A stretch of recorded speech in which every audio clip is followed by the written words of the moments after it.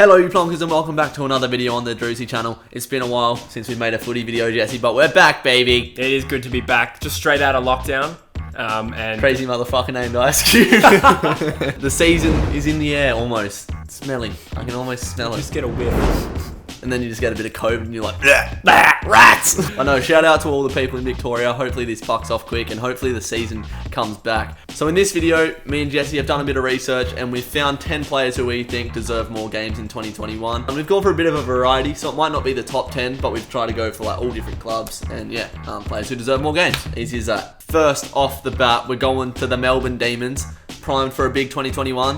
Who deserves more games? One player that comes to mind is young Adam Tomlinson, formerly a inaugural GWS Giant, actually. He was drafted as a 194 centimetre kind of key position defender, I think, primarily. And he's kind of reinvented himself as like a tall wingman and midfielder as well, trying to crack that Melbourne midfield. Of course, last year he made the move to the Melbourne Demons to try and cement a spot there, and it hasn't really worked out for him. He didn't play too much footy in 2020, I think largely probably due to Melbourne's stacked midfield depth. Even where it wasn't always performing through 2020, it's still hard to crack a game there. I do think that he is good enough to earn a consistent spot in an AFL side going forward, so hopefully 2021 is his year. Hopping over to South Australia, we've got Willem Drew. So in 2019, he played 10 games for Port, averaging a decent amount of disposals, 16 a game.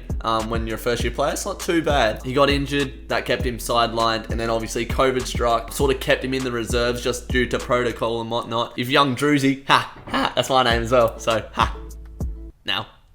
Alright. If he can crack the side, he will add to an already very young, promising side that are going to push for a flag in the next few years, most likely. Young talent brewing at Port Adelaide, and young Willem could add to that. I agree. He's always been a likely type. Hasn't quite cracked the games. I think he sort of joined Port Adelaide around that time. They had those other really good young talents like your Butters, Rosie, Dersma come to mind as well. So there's a little bit of competition. He's kind of been a slower burn development, but he deserves more of a crack. My next nomination is a boy from my own club. Surprise, surprise. I'm going to go with Alex Witherden, previously at the Brisbane Lions, who's just come across as a sort of cheap-ass trade to the West Coast Eagles. He was drafted in 2016, about pick 23, I think, and I think he finished top 3 in the Rising Star in his first season behind Tom Dode and Jaden Stevenson, of course.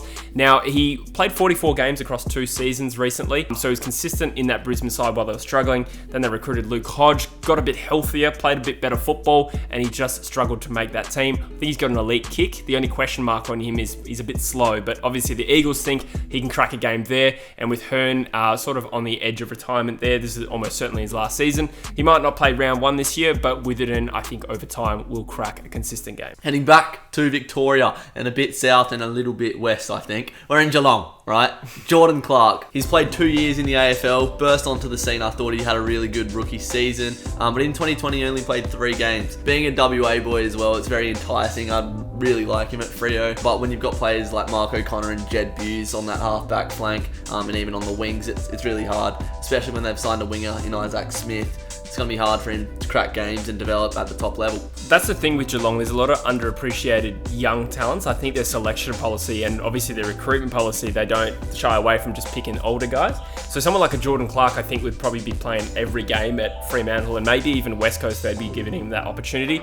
I'd like you hope he gets drafted or picked up back at a WA club, hopefully the Eagles.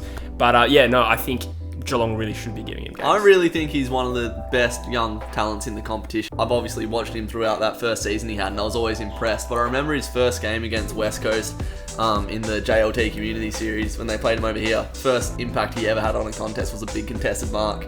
Great young talent. Should be getting more games. Next up, we got another boy from the 2016 draft class, which the 2016 draft class features prominently in this video. We're going with Will Brodie from the Gold Coast Suns, who was originally picked 9.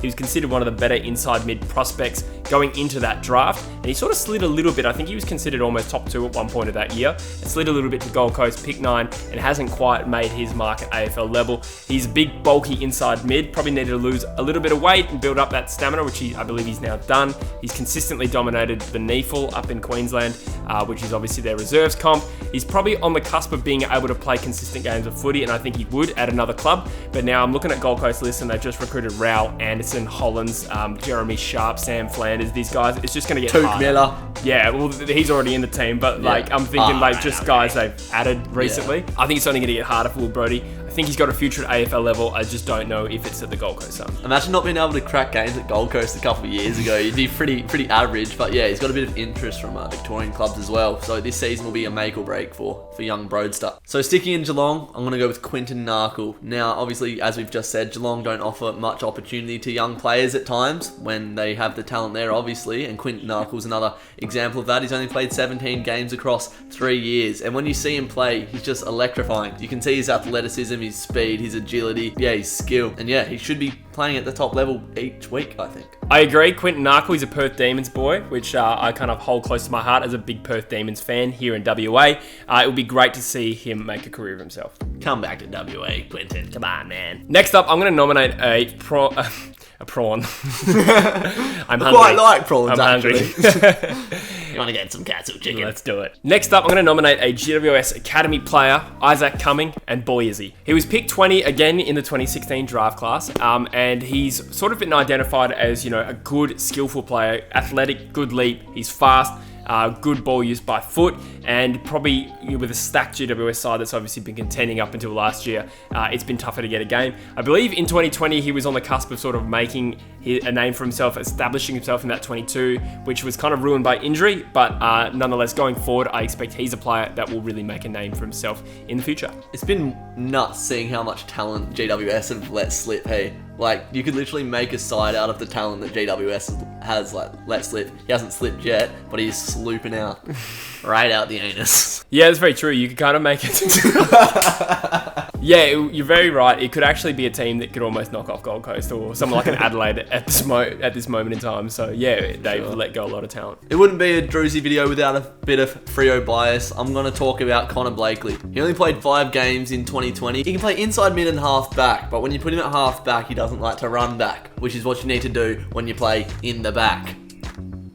They were talking about backs. But with an emerging midfield with Brayshaw, Chera, Sarong, Fife, even Mundy still killing it in there, he's found it hard to crack games, which is unfortunate because his distribution and just footy smarts is really good. You can see it on display every time he plays. He's almost fallen out of favour with the players after doing some naughty things with some of the players' girlfriends. But, if we're talking about football, he's a great player who would be a great addition to any side. And when he plays with the Dockers, he makes a clear impact. That's true. I do like Connor Blakely, but sometimes he's a little bit erratic with his ball movement. Sometimes he can sort of, you'll be streaming down the wing and he'll hit a target, or sometimes he'll absolutely smash a teammate's girlfriend. And yeah, if it wasn't for that, we'd still have Ed Langdon. So, we've lost Ed Langdon. And fuck you, Connor. That's what Ed Langdon's girlfriend said. Come on. Nice! So speaking of enjoying a cockatoo, we'll look at the Brisbane Lions who recently recruited Nakia Cockatoo from the Geelong Cats. Now, he was a player that bolted into the top 10 of, again, the 2016 draft, and was sort of, you could see as a kid, like he was a really bulky, athletic kid who had elite AFL talents, but hasn't quite made his mark at AFL level. In fact, he hasn't played a game since 2018 for various reasons. Some of that's definitely form, some of that's injury, but I do think the Lions obviously clearly see something about him that he can add to a premiership quality list, and hopefully going forward we see Cockatoo realise his AFL dream. Well said. Again, one of those players from Geelong that couldn't crack it, so the games that he deserves will be coming. Isaac. Broken from the shackles, which are the Geelong Cats, is now a Lion, a different sort of cat. We'll say if he can reach his potential. And lastly, we head to Tigerland and we're talking Jack Ross. And boy does he. Come on. So he's played 14 games in the last 2 years in a premiership side, so obviously he's going to find it hard to crack that midfield with Dusty, Bloody, Dion Pressia, Shane Edwards, Trent Cotchin. It's not easy to do as a youngster, but to get 14 games in that team is a credit to him, I think. And I've got some stats here. So ranked amongst rising stars, he had the most clearances per game. So that's quite telling. If that was another player as a rising star, they'd be playing every week. Clearly being forced out of the team by more mature players like Shane Edwards and Dion Prestia come back in late in the season, and that forced him out of the side. So obviously the talent's there, but he just doesn't get enough games. So that's going to wrap up this video. If you're still enjoying these types of videos, because we made a fucking plethora of them at this point, drop a like and comment. Algorithm. Yeah, we need comments for the algorithm. Get us that momentum going for this football season. It's going to be a huge one. But if you are supporting me and Jesse this season, we'll much appreciate it. We've got very exciting things coming, hopefully, that you will enjoy. And obviously, go subscribe to the True Footy YouTube channel. The link will be in the description and on the end card. Bad to you. Have a good one, you plonkers.